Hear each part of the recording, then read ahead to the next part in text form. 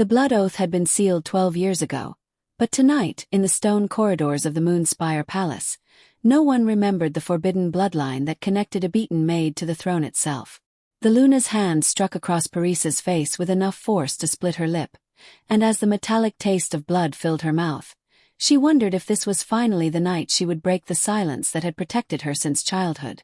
The royal decree that had bound her fate to Alpha King Darius when she was only 6 years old had been lost to war, buried beneath the ashes of her parents' estate, forgotten by everyone except the girl who bore the mark of promise carved into her flesh. Before we continue with Parissa's story, tell me the city you're watching from so I can send you a hug, because what happens next will shatter everything you think you know about loyalty and destiny. Luna Azadeh's emerald eyes blazed with contempt as she circled the trembling Omega, her silk robes whispering against marble floors that had been polished with Parissa's own bleeding hands. You dare look at him. You dare lift your worthless eyes to the Alpha King. The words dripped with venom, each syllable a knife twist in the hierarchy that governed their world. Pack law was absolute in the kingdom of Khorsabad, and Omegas existed at the bottom of that sacred order, especially those who had been sold into service after the Great Pack War that had claimed thousands of lives and destroyed countless bloodlines. Parissa's knees pressed against cold stone as she knelt in the Luna's private chambers, her worn maid's uniform, nothing more than rough-spun wool dyed the color of dried blood, hanging loose on her undernourished frame. At 18 years old, she had spent 12 years in servitude, 12 years scrubbing floors and emptying chamber pots, 12 years hiding the truth that burned like a brand between her shoulder blades.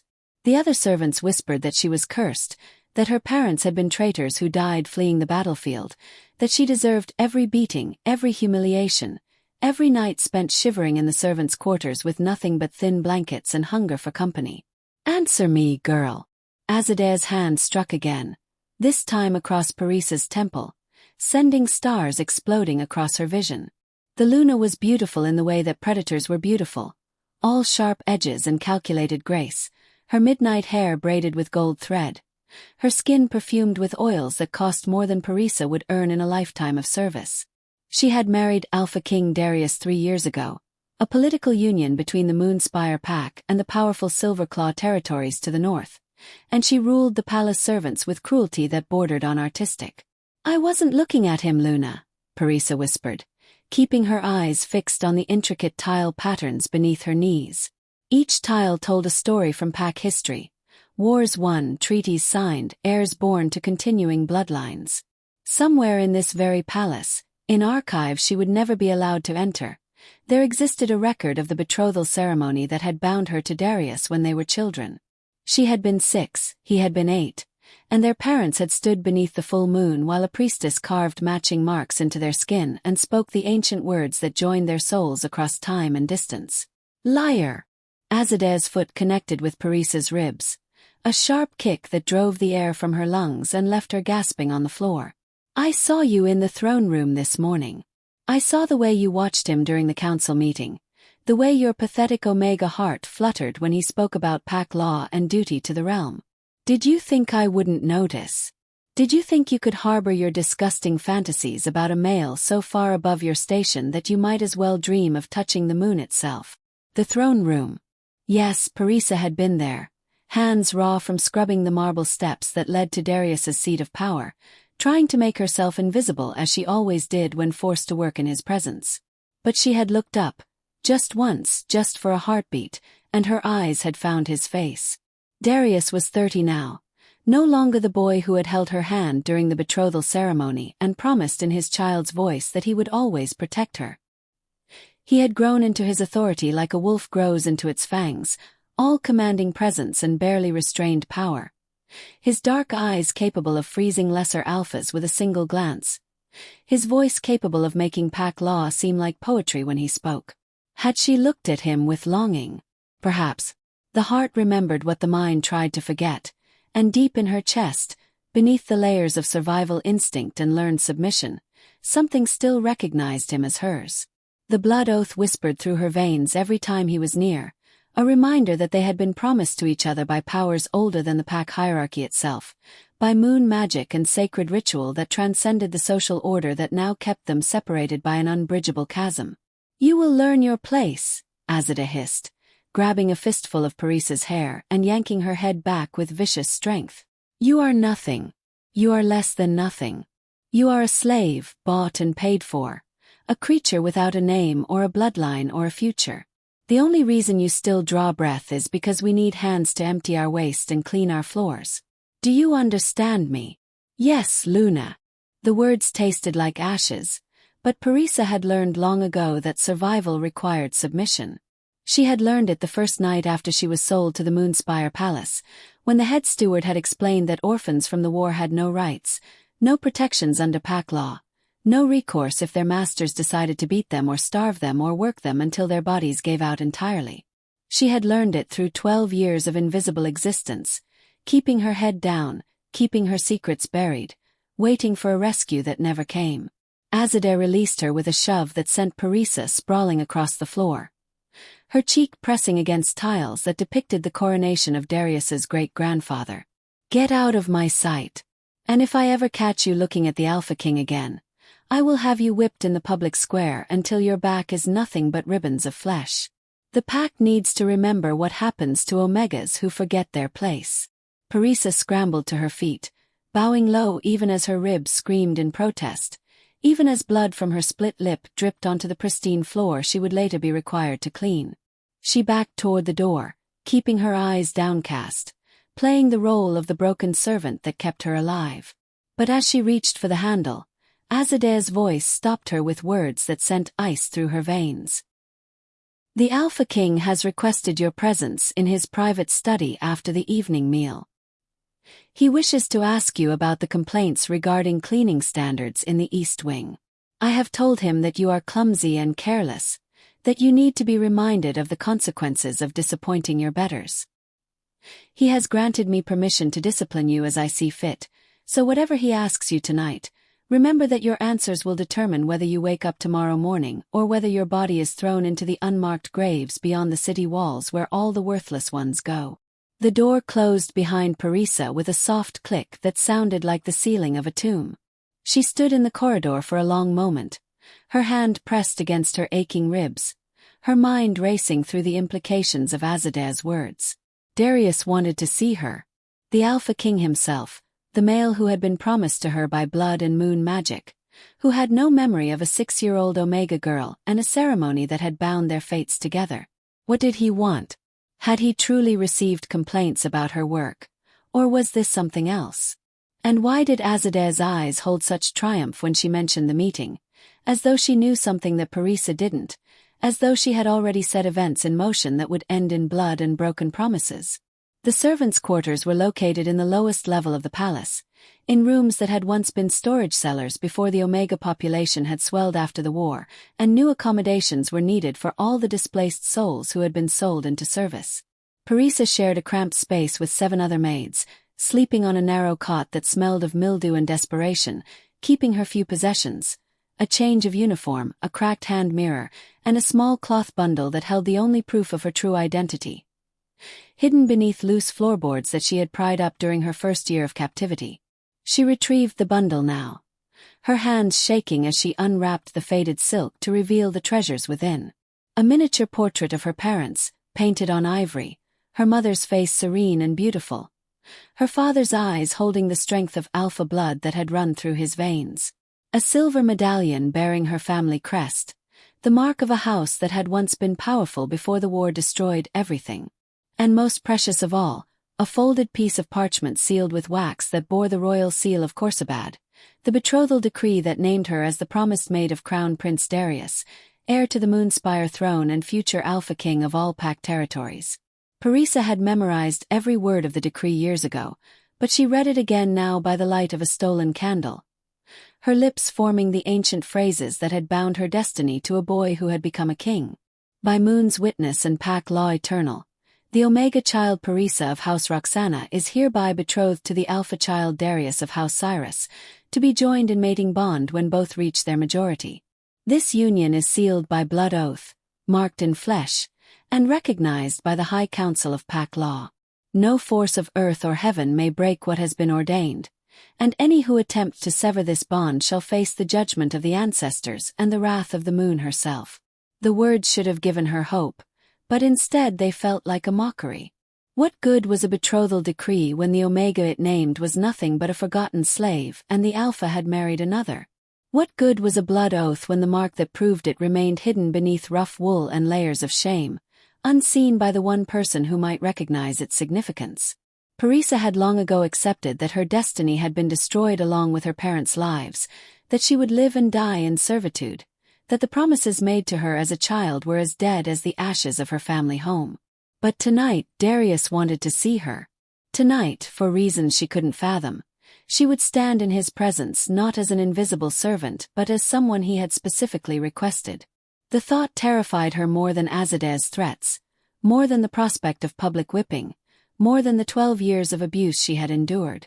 Because seeing him up close, speaking to him, existing in the same room as the mate her soul still recognized despite everything, that might finally break the careful walls she had built around her heart.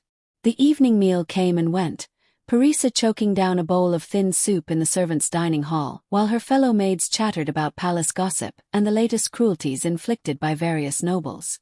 No one asked about her split lip or the way she winced when she moved, because injuries were so common among the Omega servants that they had ceased to be remarkable. She was just another broken girl in a palace full of broken girls, all of them surviving day by day, all of them waiting for death or freedom, whichever came first. When the time came to present herself at the Alpha King's private study, Parisa washed her face with cold water, braided her dark hair into a simple plait, and pressed a damp cloth against her split lip to stop the bleeding. She looked at her reflection in the cracked mirror and saw a stranger looking back. Hollow cheeks, dark circles under her eyes, skin too pale from years spent laboring in windowless rooms, the light that should have shone in an Omega's eyes during her youth completely extinguished. She was 18 but looked older, worn down by hardship, a shadow of what she might have been if fate had been kinder. The walk to Darius's private study took her through corridors she rarely traversed, past tapestries depicting pack history and portraits of long-dead alphas who stared down at her with judgmental eyes. Guards stood at intervals, their weapons gleaming in torchlight, their faces impassive as she passed. She was invisible to them, just another servant on another errand, unworthy of notice or acknowledgement. The hierarchy was so ingrained in every stone of this palace that she might as well have been a ghost drifting through halls built for creatures far more substantial than herself. The study door was carved from ancient oak, its surface covered with symbols of pack law and royal authority. Parisa raised her hand to knock, her heart hammering so hard she thought it might crack her ribs. Her Omega instincts screaming at her to run, to flee, to avoid the alpha power that radiated from the room beyond like heat from a forge. But running would mean punishment, would mean Azadeh's wrath, would mean the end of whatever fragile existence she had managed to build. So she knocked, 3 soft taps that sounded like a death knell, and waited for permission to enter the presence of the male who had once been promised to her, and who now had the power to destroy her with a single word. "Enter." His voice rolled through the door, deep and commanding, the voice of a king who expected absolute obedience, the voice of an alpha who had never known what it meant to be powerless. Parisa pushed open the door and stepped into a room lined with books and maps, the walls covered with pack genealogies and territorial boundaries, the air thick with the scent of old leather and alpha pheromones that made her Omega nature rise up in response, a biological imperative she couldn't control no matter how much she willed herself to remain impassive. Darius stood by the window, his back to her, his broad shoulders outlined against the night sky where the full moon rose like a silver eye watching over the kingdom. He was dressed simply for a king, dark trousers, a white shirt with the sleeves rolled to his elbows, his dark hair falling just past his collar in waves that her fingers ached to touch. Even without seeing his face, she knew him. Her soul knew him. The blood oath recognized him and sang through her veins with a longing so intense it was almost painful. "You are the maid called Parisa." He spoke without turning, his tone neutral, giving nothing away. "You have served in this palace for 12 years, since the end of the Great Pack War. You work primarily in the lower levels, but occasionally are assigned to the public rooms when additional servants are needed." "Yes, Alpha King." She kept her eyes on the floor, on the expensive rug beneath her feet, on anything except the male who dominated the room with his mere presence. Pack law required her submission, required her to acknowledge the vast distance between his status and hers, required her to behave as though she were speaking to a force of nature rather than a person. "Look at me." The command was soft but absolute, and Paris's head lifted before she could think to resist, before she could remember all the reasons why meeting an alpha's eyes was dangerous for an omega in her position. And then she was looking at him, really looking at him for the first time in 12 years, and the world tilted on its axis. He had his father's eyes, dark and intense, capable of seeing through lies and pretense straight to the truth beneath. His face was harder than she remembered, carved by the responsibilities of kingship and the weight of pack law, but traces of the boy remained. The slight curve of his lips, the way his brow furrowed when he was thinking deeply, the impossible length of his lashes that had made her giggle during the betrothal ceremony when she was too young to understand what promises were being made on her behalf. "You're afraid of me." It wasn't a question. He could scent her fear, could probably hear her elevated heart rate, could read every micro-expression that crossed her face. Alphas were predators, and omegas were designed by nature to be their prey, their mates, their subordinates in the great hierarchy that governed their world. "Why? Have I ever harmed you?" The question was so absurd that Parisa almost laughed, but she swallowed the hysterical sound before it could escape. How could she explain that his harm came not from his actions but from his ignorance, from his lack of memory, from the way he looked at her now as though she were just another servant rather than the omega who had been promised to him by blood and magic? How could she explain that every day she spent in this palace was agony, watching him with his Luna, watching him fulfill duties that should have included her, watching the life that had been stolen from her play out with someone else in her place? "No, Alpha King. You have never harmed me."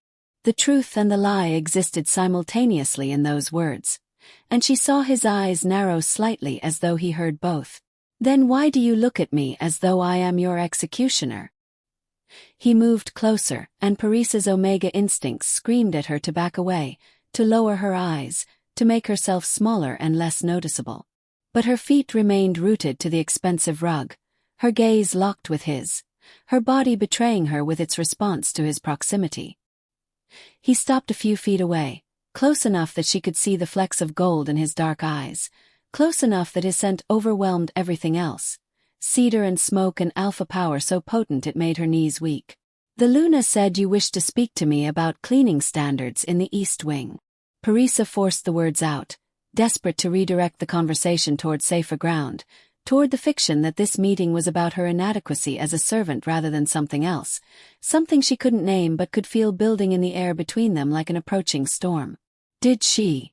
Darius's expression shifted, something dark and knowing crossing his features.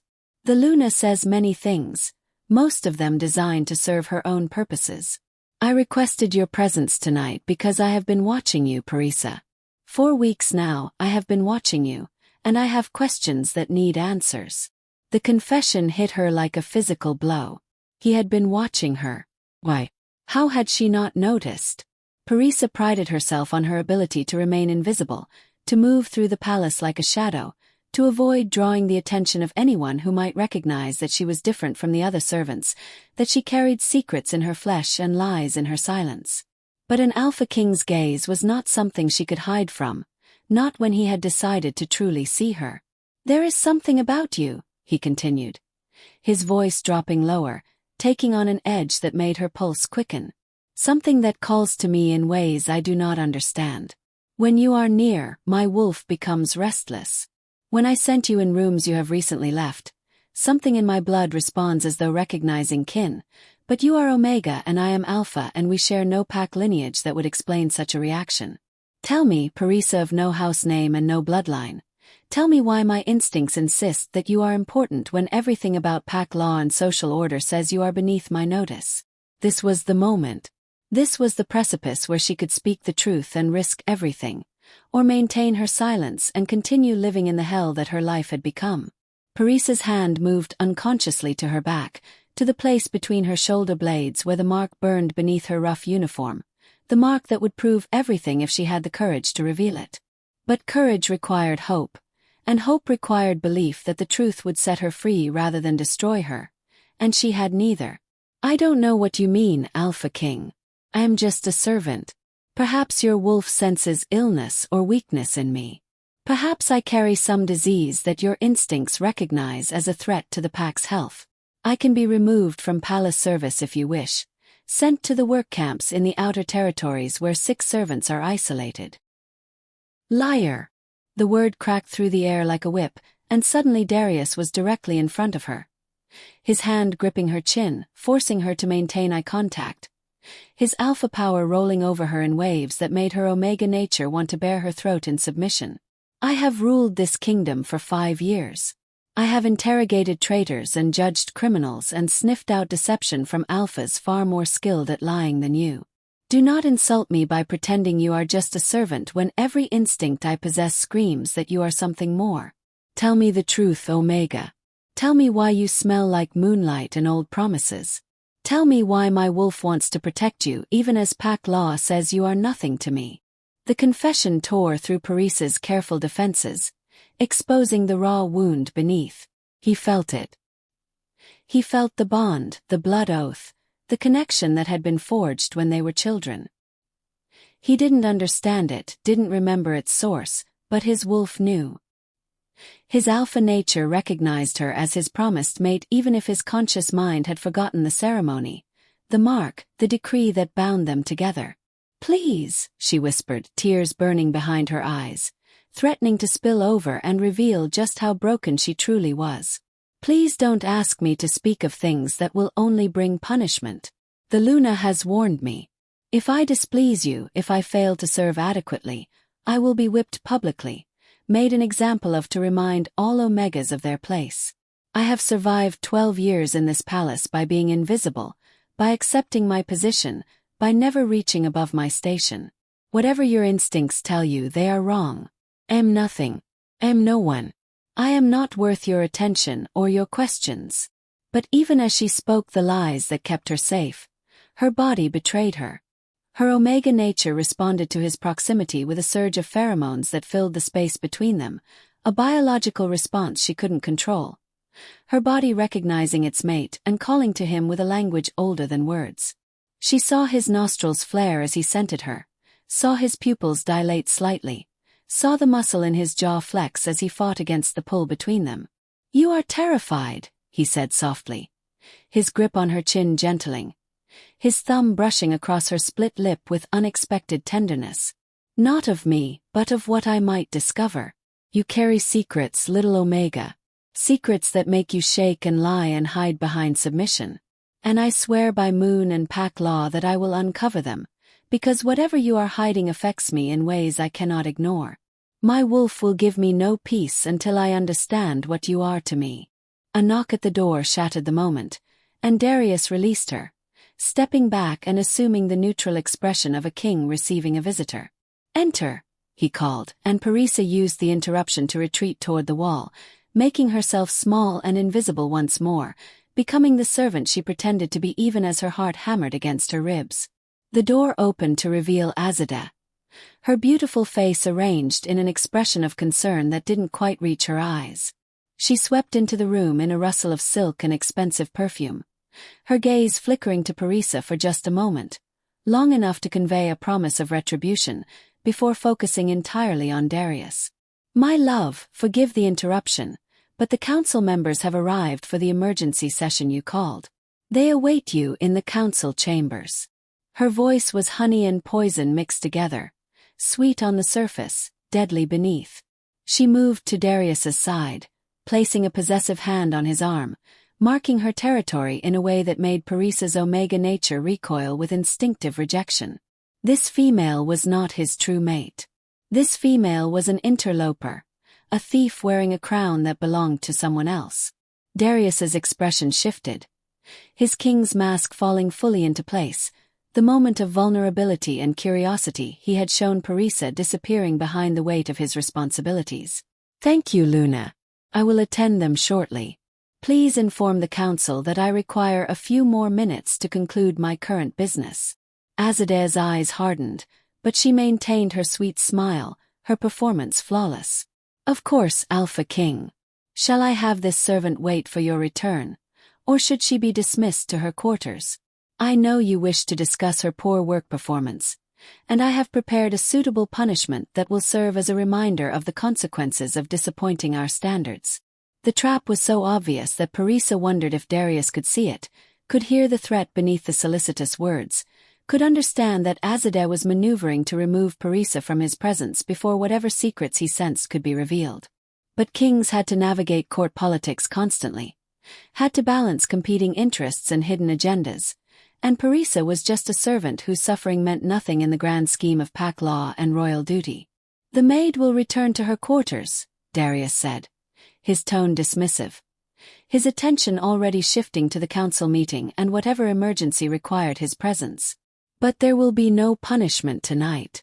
I found her responses adequate, and I have other matters to attend to. You may inform the head steward that Parisa's work meets current standards." Azadeh's smile tightened infinitesimally, the only sign of her displeasure, but she inclined her head in apparent acceptance. "As you wish, my love. I live only to serve your will." The words were correct, but her eyes promised that this was far from over, that Parisa had earned her focused attention and would pay for it in ways that left no visible marks but caused maximum pain. Parisa bowed low, murmuring the appropriate words of gratitude and respect, backing toward the door with her eyes properly downcast. But just before she slipped out of the study, she risked one last glance at Darius, and found him watching her with an expression of frustration and barely suppressed curiosity, his dark eyes boring into her as though trying to see through flesh and bone to the truth beneath. For a heartbeat, their gazes locked, and Parisa felt the blood oath surge between them like an electric current, a reminder that promises made in childhood did not simply disappear no matter how much time passed or how many lies were built to hide them. Then the door closed, and she was alone in the corridor, her legs shaking so badly she had to press her back against the wall to remain upright. He knew something was wrong. He felt the connection between them even if he didn't understand its source. And Azadeh knew that he knew, which meant the Luna would move to eliminate whatever threat Parisa represented before Darius could dig deeper and uncover truths that would destroy the carefully constructed fiction of his marriage. The next 3 days passed in a haze of escalating abuse. Azadeh didn't summon Parisa to her chambers for private discipline, which would have been expected and almost merciful in its directness. Instead, the Luna orchestrated a campaign of public humiliation designed to break Parisa's spirit and remind every servant in the palace of the consequences of drawing unwanted attention from those in power. It started with the morning inspection, where Azadeh personally examined the east wing rooms that Parisa had cleaned, finding fault with invisible specks of dust, with the angle of candles in their holders, with the arrangement of furniture that had not been touched in years. Each infraction was announced loudly in front of other servants, each criticism delivered with a smile that made Parisa's skin crawl, each punishment a little more severe than the last. No meals for a day. Scrubbing the main hall floors with a brush so small that the task took 16 hours of continuous work. Polishing every piece of silver in the palace kitchens until her hands bled from the cleaning compounds. The other servants watched with a mixture of pity and relief. Pity because they recognized that Parisa was being made an example of, relief because the Luna's attention was focused on someone else for a change. No one intervened. No one spoke in her defense. Pack law placed omegas at the bottom of the hierarchy, and servants who defended each other often found themselves joining whatever punishment was being inflicted. Survival required self-preservation, and self-preservation required silence in the face of injustice. On the third day, as Parisa knelt in the palace courtyard scrubbing stones under the full heat of the afternoon sun, her hands raw and bleeding, her back aching from hours of bent labor, Azadeh appeared with 3 of her personal attendants. The Luna was dressed in riding clothes, prepared for an afternoon hunt with visiting nobles, her face flushed with exercise and excitement. She looked at Parisa the way one might look at an insect, with mild disgust and complete indifference to its suffering. "Still working on yesterday's punishment, I see," Azadeh said, her voice carrying across the courtyard where other servants went about their duties, where guards stood watch at the gates, where pack members came and went on official business. "You are remarkably slow, girl. Perhaps if you spent less time mooning after males far above your station and more time actually working, you might complete your tasks in a reasonable time frame."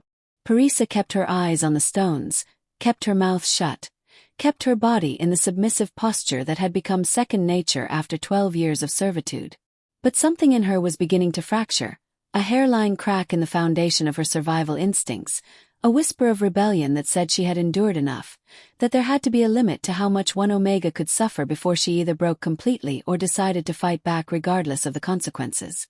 "Look at me when I speak to you," Azadeh commanded, and Parisa's head lifted automatically. Obedience so deeply ingrained that her body obeyed before her mind could protest. The Luna's smile widened, triumph gleaming in her emerald eyes. "There. That's better. Now everyone can see what happens to servants who forget their place, who dare to imagine themselves worthy of an alpha's attention. You are a cautionary tale, Parisa. You are proof that pack law exists for a reason, that the hierarchy cannot be challenged without consequences." One of Azadeh's attendants giggled, a high-pitched sound that grated against Parisa's nerves. The other servants in the courtyard had stopped working, all eyes turned toward the spectacle, all of them witnesses to Parisa's humiliation. This was intentional. Azadeh wanted an audience. She wanted the story of this broken Omega to spread through the palace, a reminder to every servant that challenging authority meant destruction. "The Alpha King mentioned that he found your work adequate," Azadeh continued, pacing around Parisa's kneeling form like a predator circling wounded prey. "But I wonder if he was simply being merciful, if his kind nature prevented him from seeing the truth about you. Shall we test the quality of your work? Shall we discover whether you truly deserve to serve in the palace of Moonspire?" Parisa's stomach dropped as Azadeh bent down and ran one manicured finger across the stones Parisa had been scrubbing for hours. The Luna examined her finger, her expression shifting to theatrical disgust. "Still dirty. Still inadequate. It seems the Alpha King's mercy was misplaced." "Guards." 2 guards approached at the Luna's summons, their faces carefully neutral, their hands resting on the weapons at their belts. They were older males, veterans of the Great Pack War, and Parisa could see the flicker of discomfort in their eyes even as they obeyed their Luna's command. They knew this was wrong. They knew Azadeh was abusing her power. But pack law placed the Luna's authority second only to the Alpha King's, and disobeying a direct order meant execution. "This servant has failed to complete her assigned tasks to an acceptable standard," Azadeh announced, her voice ringing clear across the courtyard. "Pack law requires that servants who repeatedly fail in their duties be publicly disciplined as a reminder to others.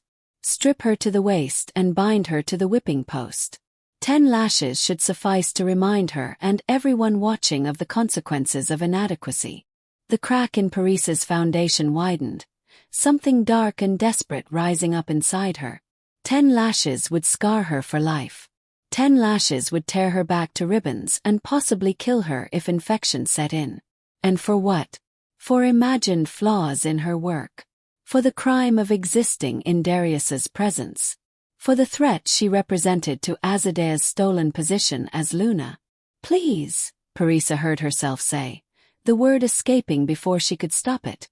"Please, Luna, I will work harder. I will do better. Please don't." "Silence." Azadeh's hand struck across Parisa's face with enough force to knock her sideways, her palms hitting the rough stones, fresh blood welling from scrapes that burned like fire. "You dare to beg. You dare to question my judgment.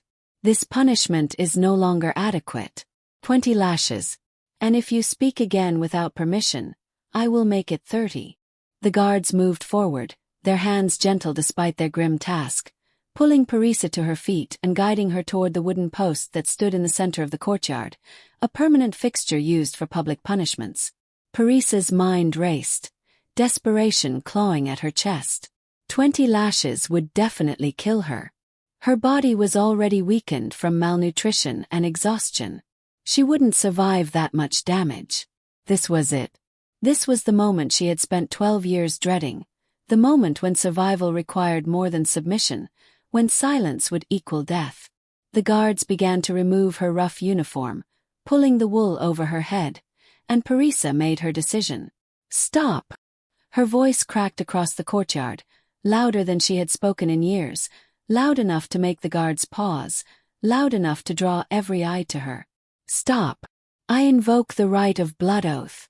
I claim protection under ancient pack law. I demand an audience with the Alpha King." Azadeh's face went white with rage, then flushed red, her hand rising to strike again.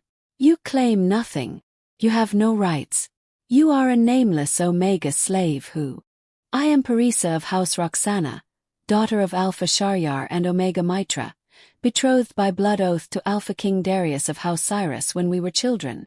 The words poured out of her like a dam breaking, 12 years of silence shattering in an instant.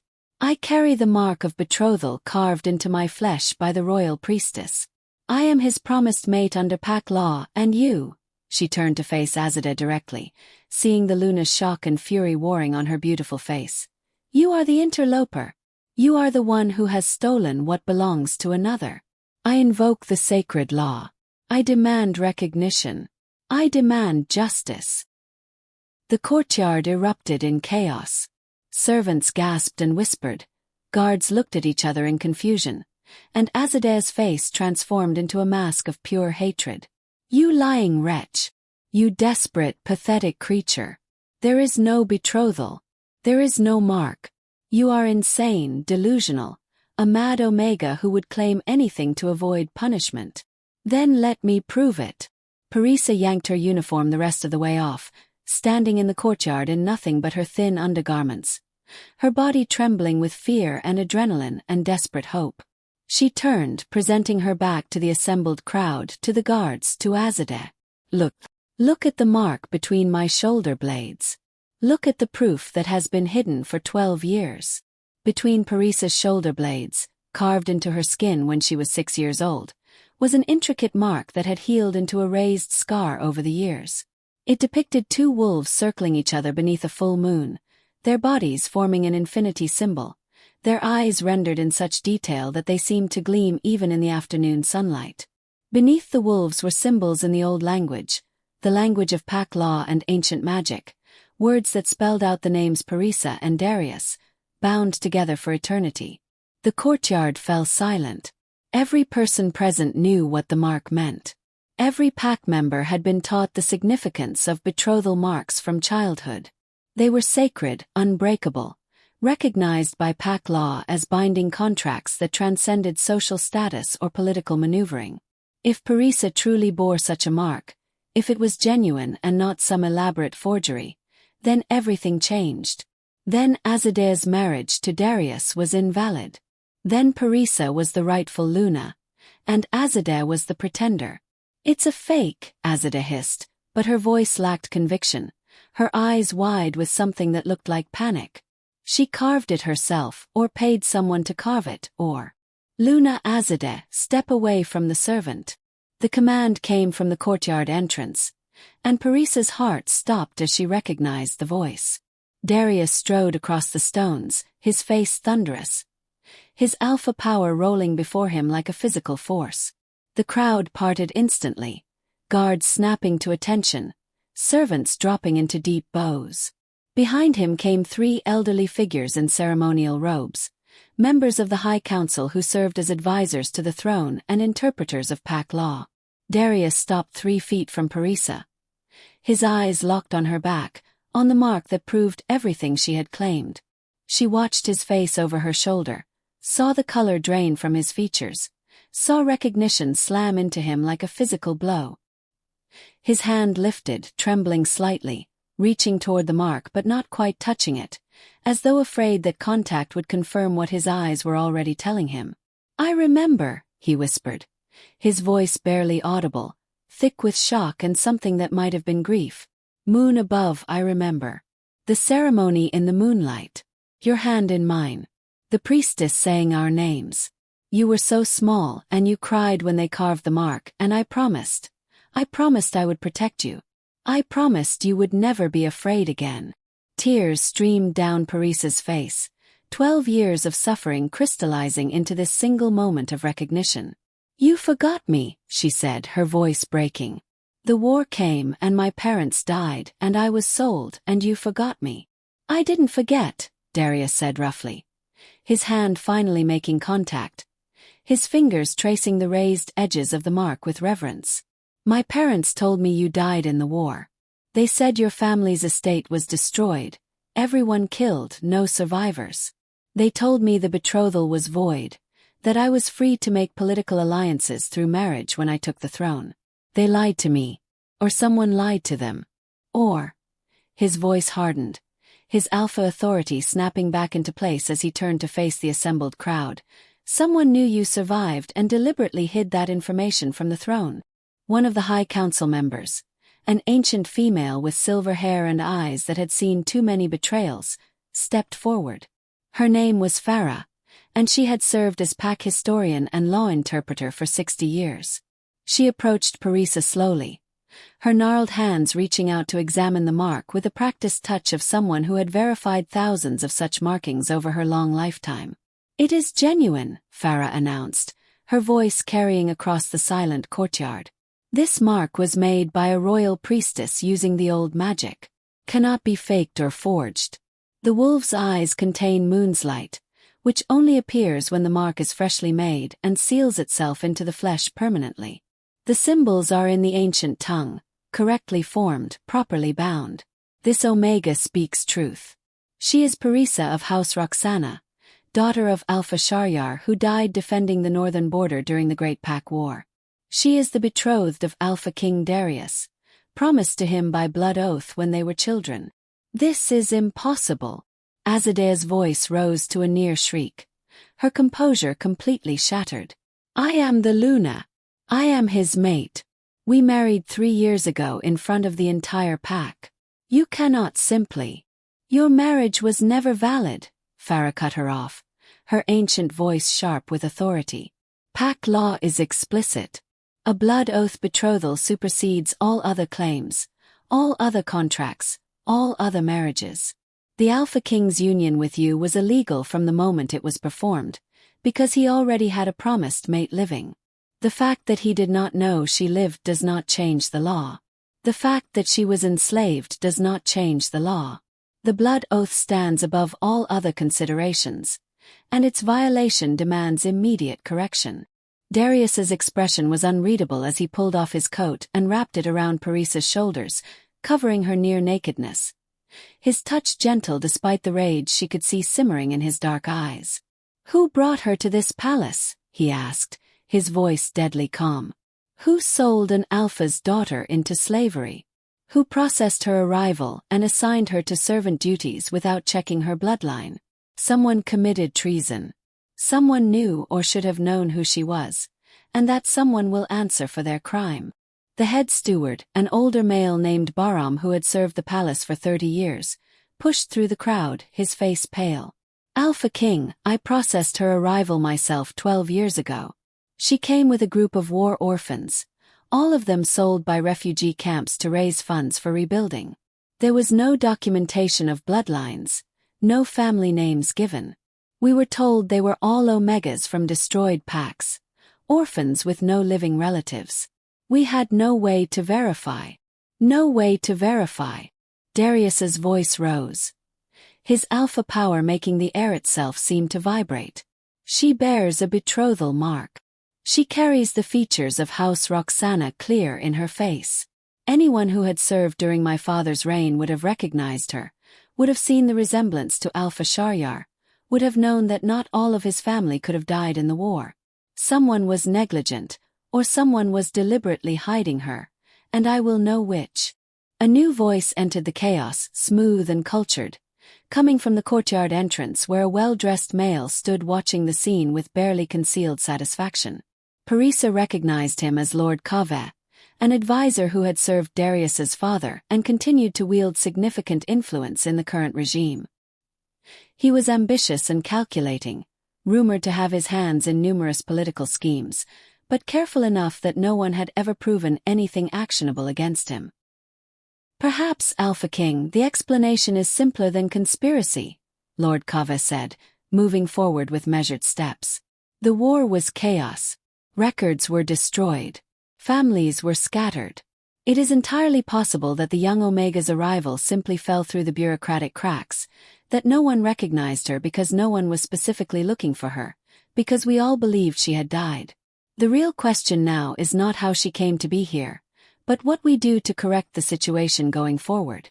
The law is clear, Farah interjected before Darius could respond. The blood oath must be honored. The false marriage must be dissolved. The Alpha King must take his rightful mate and restore the natural order that pack law demands. Azadeh made a sound like a wounded animal. Her hands clenched into fists at her sides. You cannot simply cast me aside. I am the daughter of the Silver Claw Alpha. My father controls the entire Northern Territories. Dissolving our marriage means breaking the alliance that has kept the northern border secure for 3 years. You would risk war for the sake of a broken slave who has been hidden in your palace for over a decade. I would risk anything for the sake of pack law and honor, Darius said, his voice cold enough to freeze blood. And you seem remarkably unconcerned about the welfare of the Omega you were about to have whipped to death in my courtyard. Tell me, Luna. He spat the title like a curse. How long have you known about Parissa's true identity? How long have you been orchestrating her torture while knowing she was my betrothed? The question hung in the air like an executioner's blade, and Parissa saw the calculation behind Azadeh's eyes, saw her weighing her options, deciding how much truth to reveal versus how much to deny. But before the Luna could formulate a response, one of the guards who had been ordered to whip Parissa spoke up. His voice hesitant but determined. Alpha King, I must speak. 3 days ago, the Luna commanded me to search the servants' quarters. She said she suspected theft, that she needed to verify that no palace property had been taken by the maids. I searched the Omega's belongings and found a sealed document bearing the royal seal. I brought it to the Luna as instructed. She opened it, read it, then told me to return it to where I had found it and speak of it to no one on pain of death. The courtyard exploded in whispers and exclamations, and Darius's face transformed into something terrible and beautiful. His alpha nature fully unleashed, his power making lesser pack members step back instinctively. You found the betrothal decree. You read it. You knew who she was, and instead of bringing this information to me immediately, you decided to escalate your abuse, to have her publicly whipped, to potentially kill her before her true identity could be revealed. I didn't know. Azadeh shrieked, her composure completely shattered. Her beautiful face twisted with desperation. I didn't believe it. I thought it was a forgery, a fake document she had acquired somehow. A desperate attempt by a delusional Omega to claim a connection to the throne. I was protecting you. I was protecting the pack from a fraudulent claim that would have caused political chaos. Liar, Parissa said, her voice quiet but carrying across the courtyard. Everyone turned to look at her. This broken Omega wrapped in the Alpha King's coat, standing in the center of a drama that would reshape pack politics for generations. You knew. You knew because I saw it in your eyes 3 days ago when you told me the Alpha King wanted to see me. You knew because your torture intensified after that guard brought you the decree. You knew because you were trying to kill me before Darius could discover the truth, before your stolen position could be taken from you. You have no proof of my intentions. Azadeh snarled, but her eyes had gone wild, cornered, dangerous. You are a slave making accusations against a Luna. Your word means nothing. Her word means everything, Farah said, her ancient voice cutting through the chaos like a blade. She bears the mark. She holds the decree. She is the Alpha King's true mate under pack law. And you, Azadeh of Silverclaw, have committed the highest crime recognized by our laws. You attempted to murder the rightful Luna of Moonspire. The penalty is death or permanent exile, to be chosen by the Alpha King himself. The world seemed to tilt on its axis, everything happening too fast, 12 years of suffering culminating in this single moment of judgment and transformation. Parissa felt Darius's hand on her shoulder, steadying her. His touch gentle despite the fury radiating from him in waves. She looked up at him, at this king who had once been a boy who held her hand and made promises, and saw her own grief reflected in his eyes. I failed you, he said. The words meant only for her despite the crowd surrounding them. For 12 years you suffered in my own palace while I lived in ignorance, while I married another and broke the promise I made to you. cannot undo those years, cannot erase your pain. But I swear by moon and pack law, by the blood oath that binds us, that I will spend the rest of my life trying to make amends for what you have endured." Before Parisa could respond, Azadeh lunged forward, a knife appearing in her hand from somewhere in her riding clothes, its blade glinting in the afternoon sun as she aimed for Parisa's heart. But Darius moved faster than thought, his alpha reflexes allowing him to intercept the attack. His hand closing around Azadeh's wrist with crushing force, the knife clattering to the stones as the false Luna screamed in pain and rage. "Attempted murder of the rightful Luna in front of witnesses, including the High Council," Darius said, his voice eerily calm despite the violence of the moment. "The sentence is clear. Guards, place this female in chains and remove her from my sight. She is hereby banished from all Pact territories under Moonspire authority. If she or any member of her bloodline ever sets foot in my kingdom again, they will be executed on sight. Send word to her father that his daughter's crimes have severed our alliance, and that he should choose his next moves very carefully if he wishes to avoid war." Azadeh was dragged away screaming threats and curses, her voice echoing off the palace walls until the heavy doors of the dungeon swallowed the sound. The courtyard slowly emptied as servants returned to their duties and guards resumed their positions, all of them buzzing with the story that would dominate palace gossip for years to come. The High Council members conferred quietly among themselves, already planning the legal proceedings that would need to follow this dramatic revelation. And Parisa stood in the center of the courtyard wrapped in a king's coat, her back bearing the proof of her true identity, her body trembling with exhaustion and shock and the overwhelming realization that her life had just changed in ways she couldn't yet comprehend. Darius remained beside her, his presence solid and real, the mate her soul had recognized even when her mind tried to accept that destiny was dead. "What happens now?" she asked, her voice barely a whisper. "Now," Darius said, his hand finding hers and linking their fingers together the way he had during the betrothal ceremony when they were children. "We honor the blood oath. Now we correct the injustice that has been done. Now I claim you as my Luna before the entire pack, and anyone who questions your right to that position will answer to me personally." But even as he spoke the words that should have filled her with relief and joy, Parisa felt the weight of complications and consequences pressing down on her. Azadeh's father controlled the northern territories, and dissolving the marriage alliance would have political repercussions that could lead to war. The entire pack had witnessed her public humiliation, had seen her as a broken slave, and convincing them to accept her as their Luna would require more than just a ceremony. And somewhere in the palace, someone had deliberately hidden her identity for 12 years, someone who might still pose a threat, someone who had reasons she didn't yet understand for keeping the Alpha King's true mate enslaved and anonymous. The story was far from over. In fact, as Parisa looked up at the palace that had been her prison and would now somehow become her throne room, she realized it was only beginning. The real question wasn't whether she could reclaim her birthright. Pack law and the blood oath guaranteed that much. The real question was whether she could survive the transition from tortured slave to Luna of the most powerful pack in the territories, whether she could navigate the political intrigue and hidden enemies, whether she could learn to trust the mate who had forgotten her and live with the memories of 12 years spent suffering in plain sight.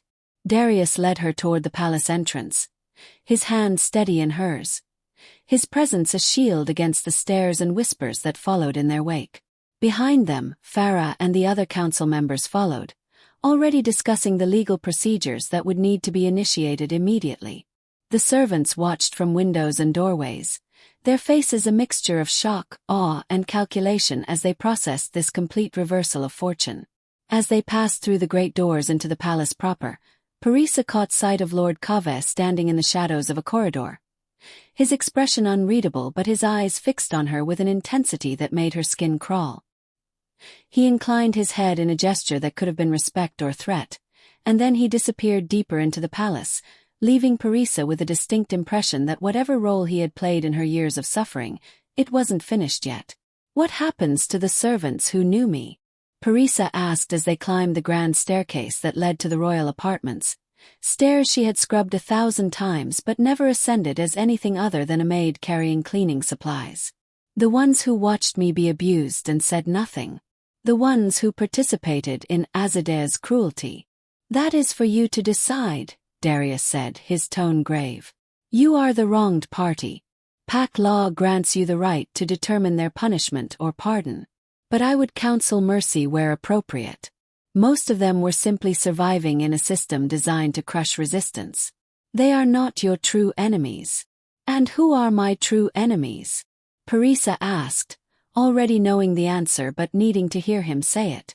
Anyone who benefited from your suffering. Anyone who helped hide your identity. Anyone who would prefer to see you remain silent and broken rather than take your rightful place. He stopped at the top of the staircase, turning to face her fully, his hands cupping her face with a gentleness that made her want to weep. There will be challenges ahead. There will be those who question your fitness to rule, who point to your years in servitude as proof of weakness, who claim that a broken Omega cannot possibly serve as Luna of Moonspire. But I swear to you, Parisa of House Roxana, I will not allow anyone to harm you again. I will not allow anyone to take from you what was stolen 12 years ago. You can't promise that, Parisa said, her voice breaking. You're the Alpha King. You have responsibilities to the pack, to the territories, to alliances and politics that I don't understand. What if honoring the blood oath means war? What if my elevation to Luna costs lives? What if? Then we will face those consequences together, Darius said firmly. The blood oath doesn't just bind us in name, Parisa. It binds our souls, our fates, our futures. Whatever comes, we face it as mates, as equals, as partners in all things. That is what the oath means. That is what I failed to honor for 12 years. I will not fail you again. And as he spoke those words, as his forehead rested against hers in the traditional gesture of a promised mate acknowledging his bond, Parisa felt something shift inside her. Not healing, it was too soon for that, too much damage had been done. But perhaps the first fragile seed of hope, the beginning of belief that maybe, just maybe, the promises made to her as a child weren't completely dead after all. The council chambers had been cleared of all but essential personnel. Darius, Parisa, the 3 high council members, and 2 guards who stood at attention by the sealed doors. The room was circular, its walls carved with a history of pack law dating back thousands of years, every significant decree and judgment etched into stone so that future generations would remember the weight of decisions made within these walls. Parisa sat in a chair that felt too large for her diminished frame, still wrapped in Darius's coat, acutely aware that she wore only undergarments beneath the expensive fabric. Farah had offered to summon servants to bring proper clothing, but Darius had refused, insisting that the council convene immediately, that every moment of delay risked further complications or interference from those who would benefit from confusion and chaos. The law requires 3 witnesses to validate a blood oath betrothal, Farah began, her ancient fingers spreading documents across the council table. We have the mark, witnessed by dozens in the courtyard. We have the decree, bearing the seal of the former Alpha King and signed by the royal priestess who performed the ceremony. What we lack is testimony from anyone who was present at the original ceremony, as both the Alpha King's parents and the Omega's parents are deceased. I was there. The voice came from the doorway, and everyone turned to see an elderly male enter. His movements slow but dignified, his face bearing the scars of countless battles. His name was Rustam, and he had served as the former Alpha King's head of security, retiring after the war due to injuries that left him partially blind. I stood guard during the betrothal ceremony 24 years ago. I witnessed the priestess carve the marks. I heard the words of the blood oath spoken over both children. And I watched Alpha Sharyar weep with joy that his daughter would be protected by such a powerful alliance, that she would never know the struggles he had faced as a younger son of a minor house. Darius leaned forward, his expression intense. Then you can testify that the betrothal was legitimate, that it was properly performed according to pack law? I can and I will, Rustam said, his blind eyes somehow finding Parisa across the room. But I can also testify to something else, something that may explain how this tragedy occurred. After the war, when news came that House Roxana had been destroyed, I was summoned by your mother, Alpha King. She asked me directly whether I remembered the betrothal ceremony, whether I was certain of the Omega child's identity. I told her everything I knew. She thanked me for my service and granted me early retirement with a generous pension. The next day, I was attacked on the road to my family's estate. The attackers wore no insignia, but they fought with military precision. They left me for dead, but I survived, though my injuries made it impossible for me to return to palace service. The implications hung in the air like poison gas, and Parisa watched Darius's face as he processed what Rustam was suggesting. His mother had known. His mother had deliberately hidden Parisa's survival, had perhaps even tried to have witnesses eliminated. But why? What possible reason could the former Luna have had for keeping her son's betrothed hidden while encouraging him to make a political marriage with Azadeh? My mother died 2 years ago, Darius said, his voice carefully controlled. She cannot defend herself against these accusations, nor can she be questioned about her motivations. But if what you say is true, Rustam, then she committed treason against her own son, against Pak law, against everything she claimed to hold sacred. Your mother was a political creature, Lord Kava said, entering the council chambers despite not having been summoned, his presence immediately raising Parisa's hackles.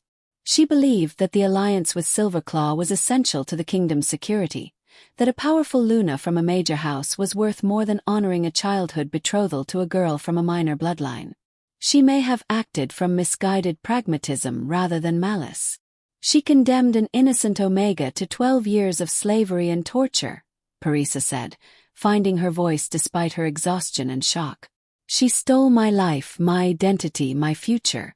Whether her motivations were political or personal, the result is the same. I was robbed of everything that should have been mine, and she ensured that no one would discover the truth until it was too late to matter. Except it does matter, Farah interjected, her ancient eyes sharp with intelligence. The blood oath cannot be broken by death or time or political maneuvering. The moment the Alpha King took another mate while his true mate lived, he violated Pak law, even if he did so unknowingly. The moment Parisa's identity was hidden from the throne, treason was committed. The moment she was sold into slavery despite her bloodline, a crime against the ancestors was perpetrated. All of these violations demand correction, regardless of who committed them or why. Darius stood abruptly, his chair scraping against stone, his alpha power filling the room until the air felt thick with it. Then we correct them. Tonight, Parisa of House Roxana is hereby recognized as my true mate under Pak law. The marriage to Azadeh of Silverclaw is declared null and void from its inception. And tomorrow, before the full moon rises, I will take my rightful mate in a public ceremony that leaves no doubt about her position or her authority. Does anyone in this council dispute this course of action? Silence. Even Lord Kaveh, who clearly had his own agenda and his own secrets, knew better than to challenge a direct decree from an Alpha King whose authority had been questioned and who was now reasserting his dominance. The council members inclined their heads in acceptance, their signatures flowing across the necessary documents, the legal machinery of Pak law grinding into motion. But Parisa felt no triumph, no joy, only a bone-deep exhaustion and a creeping sense that the real dangers were still hidden, still waiting to strike. Azadeh had been banished, yes, but her father controlled significant territory and military resources. Darius's mother might be dead, but whoever had helped her hide Parisa's identity was still alive, still moving through the palace, still threatened by the truth that had finally been revealed. And Parisa herself was utterly unprepared for the role she was about to assume, a broken slave expected to transform overnight into a Luna capable of commanding respect and wielding power. As the council session concluded and the documents were sealed, Darius led Parisa through corridors that grew increasingly opulent, climbing higher into the palace toward the royal apartments that would now be hers. Servants bowed as they passed, their faces carefully neutral, but Parisa could feel their thoughts, their judgments, their doubts. How could this creature who had scrubbed their floors and emptied their chamber pots suddenly be their Luna? How could someone so thoroughly broken be expected to lead? The royal Luna's suite was larger than the entire servants' quarters, its rooms filled with luxuries that seemed obscene after 12 years of deprivation. Silk curtains, plush carpets, furniture carved from rare woods and upholstered in fabrics that cost more than Parissa's life had been worth when she was sold into slavery. A massive bed dominated the sleeping chamber, its posts carved with wolves and moons, its linens so soft they felt like touching clouds. "These were my mother's rooms," Darius said, watching Parissa's face as she took in the space. "They have been closed since her death." Azadeh preferred to maintain her own apartments in the north wing, claiming these chambers made her uncomfortable. "Now I understand why. Some part of her must have sensed the guilt that permeated these walls, the weight of my mother's crimes."